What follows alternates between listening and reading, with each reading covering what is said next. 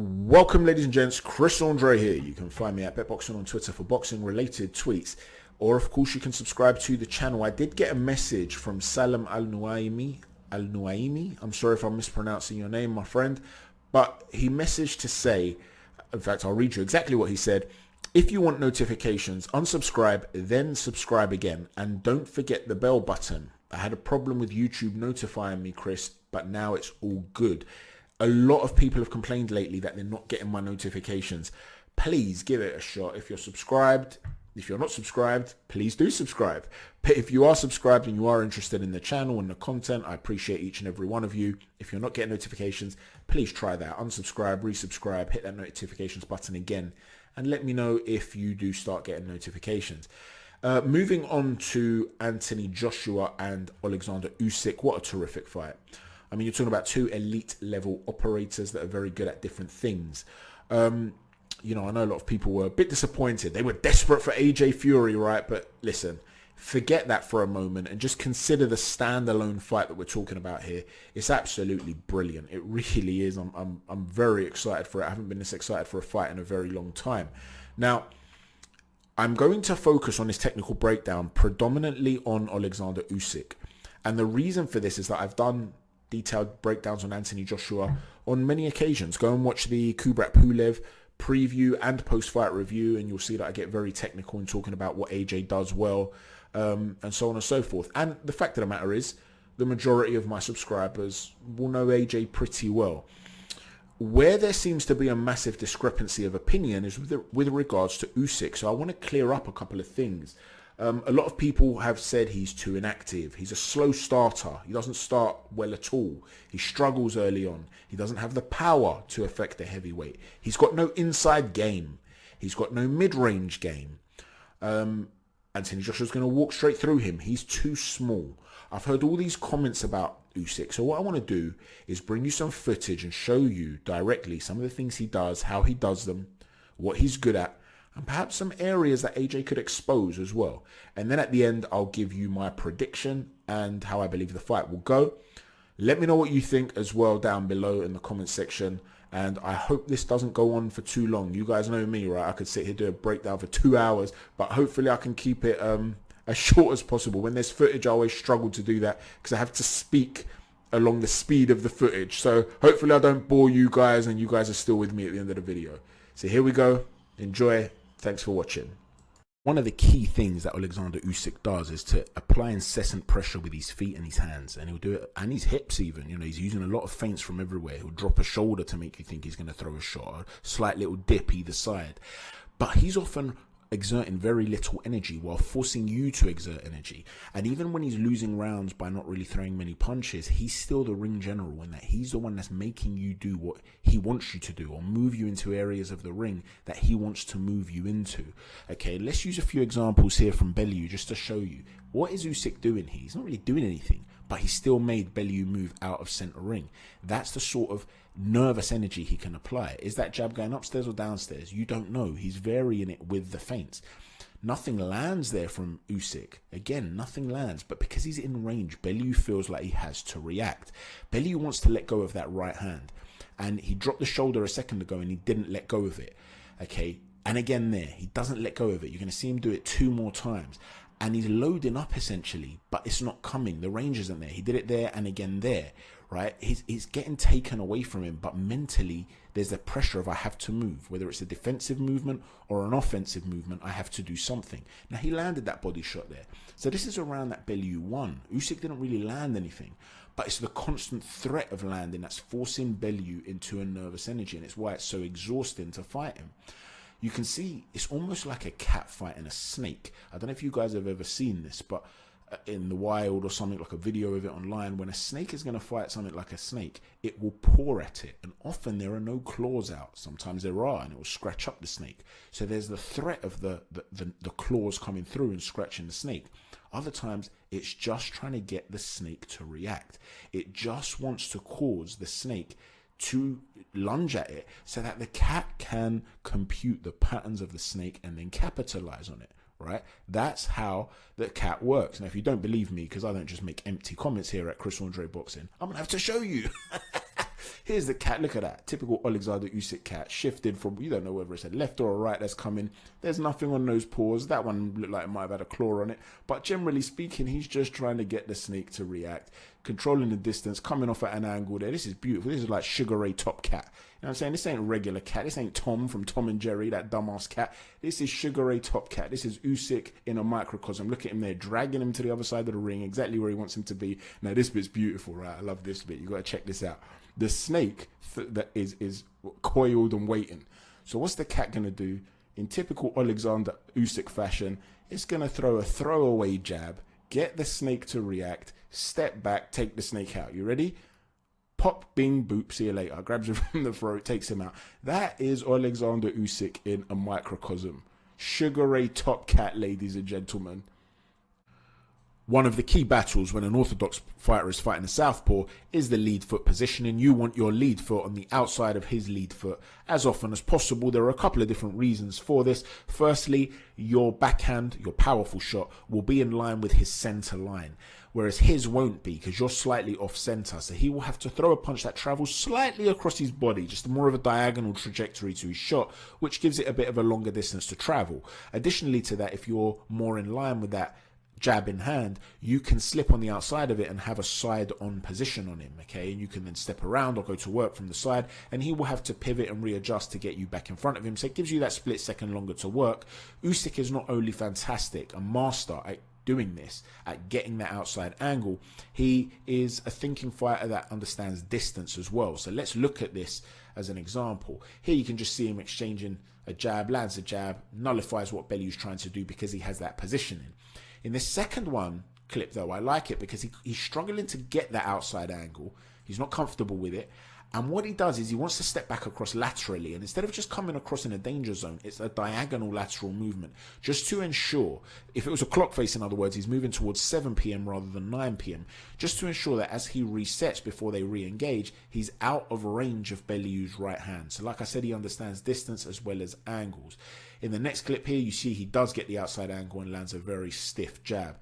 Here again, he slips to the outside, lands a shot to the solar plexus. Against Witherspoon, it's a right hook. And Witherspoon does well to exit there, but Usyk won that exchange. And then here as well, Usyk will get on the outside of that lead shoulder and land a shot to the solar plexus. And I like this one because, again, it shows the understanding of what his opponent's doing. Michael Hunter throws a shot that falls short, comes low, comes back up, and that right hand barely clips him. But what happens is when that right hand lands, if you look at it, or whether it lands or not, his chin's up in the air. So Michael Hunter's in a panic here and he thinks, wow, I need to duck. So as he ducks, rather than Usyk just throwing a shot from there, he understands that Hunter can't see. He's blinded. So he uses the opportunity for a step around. That shot then lands on the chest, of course. But the point is he understood the positioning of his opponent. He has an advantage on Anthony Joshua in this regard. He's a better lateral mover. AJ's movement has improved an awful lot. But it's a battle Usyk has to win. If Usyk is struggling to win even this battle, he will lose the fight. It's one area he has to win. He has to be able to get his foot on the outside of Joshua's lead foot a lot more consistently than Joshua can on his. That's key to him winning the fight. Now, one of the key obstacles he has is the question of how to overcome the reach disadvantage. How does he bypass the longer reach of Anthony Joshua and get inside? Well, he uses a lot of lateral head movement behind a high guard, and then he leads with backhand power shots, basically, to get inside. He'll lead with that shot. It's very Manny Pacquiao-esque in the way that he does it. An older Manny Pacquiao, not the younger one who was a bit more of a buzzsaw. It's more the older Manny Pacquiao, the more technical Pacquiao. This is what he does, and this is what Usyk does. So let's look at some examples of this here. You can see the lateral head movement there. You see that high guard, lead left hand there, coming at low and then stepping back out. You could easily imagine that being Manny Pacquiao. Lands a shot there, steps back, Usyk controlling the range very, very well. This obviously against Michael Hunter. There's the high guard, there's the lateral movement. It's not just from the head, he's dipping at the hips. That lead straight shot there above the shoulders, more like Lomachenko. But as you can see, the actual movement from side to side, that swinging pendulum type motion where you don't know when he's going to come with a straight shot over the top of the opponent's lead hand or whether he's going to come in with that straight backhand, keeps you guessing. There it is to the body, comes in low. Typical Manny Pacquiao style. And again, here's the lateral head movement. So he's going to look to get past that long Anthony Joshua straight jab and getting inside in this manner and making it difficult for AJ to time him because of those feints. There it is again. Lead left hand, jumping in, leaping in, closing the range. Yes, Michael Hunter's not as tall as AJ. I understand that. But we're talking here about the technique that's used. Because one thing I'll tell you is that, yes, having a reach advantage is great when you can maintain range. But when you can't, it's a disadvantage. You release the shot, and that shot has a certain trajectory to go. It follows a path. It needs to reach the end of that path and then come back to your head. So when you have a longer reach, there's also a longer amount of time before your hand comes back to your own head. So if the opponent gets into your wheelhouse, he has the advantage with the shorter arms because the full trajectory, the rotation, the motion of his swing finishes earlier than yours. Do you understand?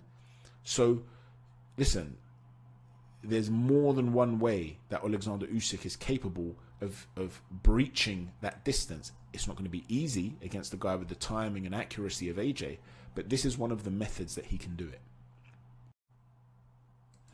Now, in this particular clip, I want you to watch how he uses his forearms to create leverage when Hunter's trying to tie him up, to create space, and how he'll roll under that to escape. I also want you to look at how fluid he is at mid to close range, because I've had a couple of people on Twitter tell me that they don't believe he has an inside or mid-range game. Their argument is that with a guy like Andy Ruiz, who caused him problems, Andy Ruiz had a fantastic mid-range game, very fast hands, whereas Usyk's hands aren't as fast and he's certainly not as heavy-handed. But I want you to look at the variety of shots, straight shots, hooks. He's capable of doing it all, but at mid-range, he often tends to throw them quite short, like there. At least the first shot, to first engage, there again, it comes from the shoulder, like he's almost doing a push-up. And then when he gets close, look at that attempted tie-up from Hunter. He's able to create space and slip out and get out. Again, Hunter tried to tie him up. See how he used his forearms there and his elbows to get out of that? The point I'm making here is, even if Ruiz fights in a way where his hands move more quickly, it doesn't mean that they land on the target earlier. There's a difference. Look at that very short uppercut. Okay, the difference is this. Look at that straight shot, straight from the shoulder, right? And you're going to see one again here. There. There's no cock on it. It's just from where the hand already is. He'll shoot it, regardless of how much power develops from it. He just wants to make sure he lands first. Now, the thing is, imagine you're looking at a 400-meter sprint. The athlete in round 8 has a head start over the athlete in round 2, in lane 2, right? The reason for this is that the curvature of the lane means that the athlete has further to travel. So if they all started in a straight line, like in a 100-meter sprint, it wouldn't be fair on the 8th athlete because he would have further to travel because of the rotation of the track. Well, by that same token, it becomes irrelevant if the sprinter in lane 8 has faster moving legs than the sprinter in lane 2, because the sprinter in lane 2 has shorter distance to travel. Well, it's the same with Usyk. He straightens his shots so much. We'll see it here in slow motion. Little straight shot there. There's no cock on it. It's just straight. Very good defense. Create space there. Little uppercut, right hand. Did you see the right hand there? There wasn't an uppercut followed by a wind-up on the right hand. There's the uppercut. Now watch where the right hand comes from. Exactly where it was. Did you see it? There was no rotation on it. So a Ruiz right hand would have had more of a loop on it. It may move more quickly, but it doesn't mean it would land more quickly. So make no mistake, Anthony Joshua is a fantastic inside fighter in his own right too. Okay, of course, we know this. Very good hooker, fantastic uppercut. And like I said, you may make a case for Usyk leaning into uppercuts, and I'll show you why in a moment. But don't for 1 minute assume that Usyk has an underdeveloped inside game. I'm not sure where this comes from. Don't assume just because someone's a boxer they can't handle themselves on the inside. He can. He knows exactly what he's doing on the inside. And he's a top level fighter for a reason. Now, we've already spoken about how Alexander Usyk likes to take the areas around your shoulders, to step around basically. He wants to come around you. Now watch this particular clip. You can see the lead hands are engaged. They're in line with each other, and so are the backhands, the power shots. Bellew's right shoulder is in line with Usyk's left shoulder. You can't see it, but take my word for it, you'll notice it in a minute. Usyk will then throw a series of feints, essentially, with the lead hand, because what he's trying to do is distract Bellew to work his way around the side of him, and he'll line Bellew up and throw a power shot into the solar plexus. There it is. Look at where he's ended up. Right? So he wanted that space, that step around space. Had Bellew not retreated and just stood where he was, he would have been to the side of Bellew now. But then watch what happens as we watch this play out. When the Usyk attempts to engage again, Bellew instinctively moves up back onto the ropes. And from here, there is no area to the side to exploit. He's protected by the ropes, Bellew. Where's he going to come? Here? That's fine if he comes here. He's in a safe spot. He's in line to throw a straight shot or even rotate with that right hand. So Usyk disengages. Instinctively, Bellew moves onto the other ropes, and watch what happens. Good jab from Usyk, but bang, he gets caught with a right hand. That rotation, that right hand that follows, is a weapon that you can see he uses a lot when he's leaning back on the ropes. He's luring him in and catching him. Watch this again. Usyk probing. Bellew back onto the ropes, bounces off the ropes this time, and lands the right hand. Because he's taken the area away from Usyk to come around him. Again, uppercut through the center line. You can see it better here. Now here, Usyk does land a 1-2, but even there, Bellew still lands a right hook to the body. So even though Usyk had success there, so does Bellew. This is a slow motion of when he bounced off the ropes to catch him. Usyk, of course, is so good at rolling with the shots that doesn't really catch him flush, but it's still a scoring shot. You can see here again, Usyk tries to move him back, and Bellew bounces off the ropes and throws a right hand down the pipe. Okay, this is something that you see consistently. And you can see here, Usyk's now tentative. He's thinking, watch this right hook that comes from Usyk where he misses. There. He was expecting Bellew to bounce off the ropes and come to him, so he tried to time him. So Usyk's picked up on this tell, but he's yet to read the timing of it.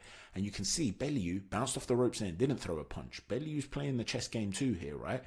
Usyk's having some success, right? I'm not saying this is one-sided by any stretch of the imagination. You saw that backhand that landed.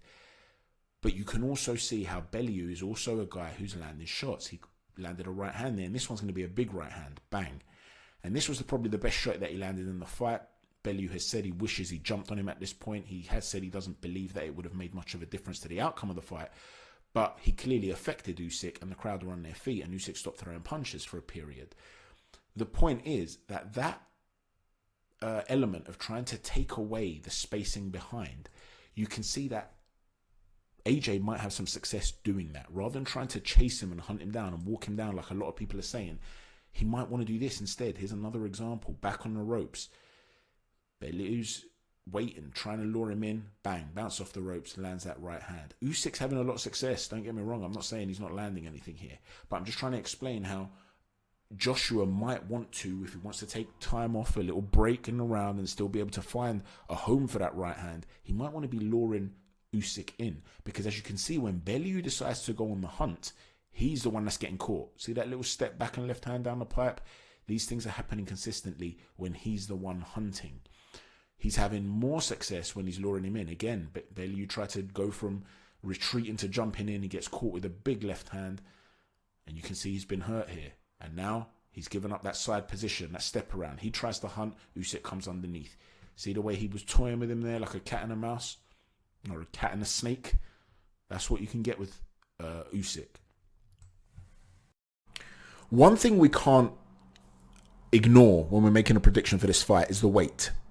Usyk looks like he's coming in more bulky than he's ever been before, and AJ lighter than he's ever been before, perhaps, or certainly in recent years. Now, the weigh-in hasn't occurred yet. It will occur in about an hour and a half, so I don't know yet what's going on. However, I will say this. When I first heard about Usyk wanting to bulk up, I thought it was a terrible idea. I thought to myself, you're never going to be strong as Anthony Joshua.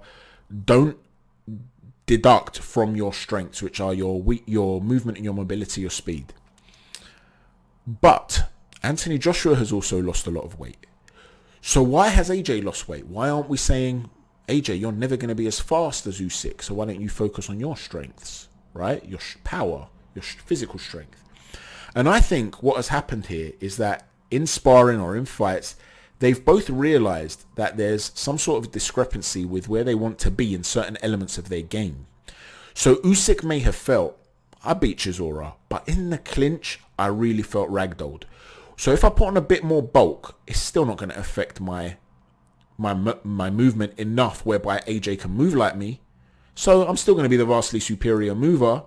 So I'm going to put on a bit more strength so that if I do then put it on him, if I get on the inside at mid-range and do those things that I've shown in this video, and he can do all those things, then I'm going to, I'm going to get to AJ. I'm going to wear him out. He's not going to be able to just ragdoll me. He's not going to be able to break my construct and rip in uppercuts because Usyk has a tight guard. So the uppercut doesn't come through necessarily like it did with Vladimir Klitschko, which I said pre-fight was a key shot for AJ because of the method that he holds up his hands and would backtrack and stuff like that. Or Pulev, who has a guard here rather than there, which is what Usyk tends to have. There's a gap through the center line rather than Usyk's, which is more focused around the center line and can leave space in by the ribs, in fact. So I don't want him to break my construct and ragdoll me and get me off balance whereby he can shoot those shots through. While AJ might be thinking, look, whatever happens, I'm going to be the bigger puncher and stronger than Usyk anyway. So who cares if I lose a bit of weight? I'll be in a position where I can adjust my feet. So because they've both adjusted their weight, I don't actually think either one will be massively negatively impacted. But I don't know. I guess we'll know on fight night. What I'll say is this, though, as well. I've got a feeling it's going to be a controversial affair because they're so different stylistically, and the Chisora fight worried me a little bit, to be honest with you, in terms of judging and the opinions that people had for that fight I'm talking about. It worried me hearing people like David Hay, and not just Hay because he was biased, but other pundits and many fans on Twitter tell me that Chisora won that fight. I don't see it at all. Usyk won that fight comfortably, in my humble opinion. He had an uncomfortable couple of rounds. But what that told me is that the visual, the appearance of what appears to be uncomfortable can play a real role. And AJ's going to have a roaring crowd on his side. He's the heavier-handed guy.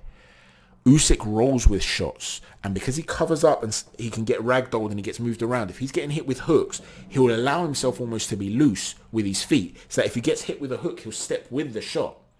And so you'll see him with a lot of movement, and it might look like AJ's battering him and smashing him all over the ring, whereas he's going to place a short-placed hand, and it'll be solid shot, might snap AJ's head back a little bit, but the fans might not even notice that it landed consistently, for argument's sake. And I'm just worried about how the cards will look. I've got a feeling we're going to have another controversial night on our hands. I think AJ will start well, build up a lead as Usyk tries to compute everything that's going on, trying to get inside, struggling to get past the range. Eventually, I think he will, and I think he'll start to come inside and let go of combinations and have a lot more success. I think it will look somewhat like the Lomachenko-Teofimo Lopez fight with TOB and AJ. So the question is, does Usyk get to work? Is he going to be able to get to work early enough to win the fight? That's how I see it. Is he going to be able to start going to work in the middle rounds, whereby I think he'll figure out the angles eventually. I think Usyk is the better boxer. But he could be outboxed based on the fact that AJ's a good mover in his own right, not as good as Usyk, but he's improved massively, and has a really good ability to maintain range with that jab. If he can keep Usyk at bay with a jab and with straight right hands to the body, then Usyk's potentially going to have a problem with trying to make it up. But I do think he will come on strong late. Let me know what you think. I'm really excited about this fight. Could go either way. Chat to you soon. Take care. God bless.